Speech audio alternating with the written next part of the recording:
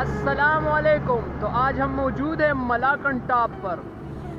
ये देख लीजिएगा आप, मलाकन टॉप बहुत ज़्यादा खूबसूरत जगह है और यहाँ हम थोड़ी जल्दी से पहुँच गए हैं, लेकिन सुना है कि यहाँ पर दोपहर के वक्त जो आफ्टरनून होता है उस वक्त में बहुत अच्छा माहौल होता है। यहाँ पर लोग आते हैं, बहुत अच्छा सा प्रोग्राम होता है और लोग यहाँ पर बहुत ज़्यादा एंजॉय करते हैं।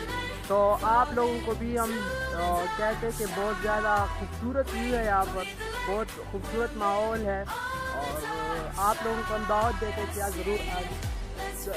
और दूसरी बात यही है कि यहाँ पर सबसे मशहूर चीज़ जो है, और यहाँ जो लोग ज़्यादातर आते हैं गाड़ी खड़े होते हैं, तो इस टेस्टी माल्टो के लिए खड़े होते हैं जो बहुत ज़्यादा टेस्टी होते हैं और इनका प्राइस भी बहुत कम होता है। तो आप लोगों को हम ये भी मैं आपको ये भी बताता चलूँ कि यहाँ पर अगर आप लोग आ जाएँ तो यहाँ के माल्टे जो है ना, ये ज़रूर इसको टेस्ट कीजिए और इसको खा लीजिए।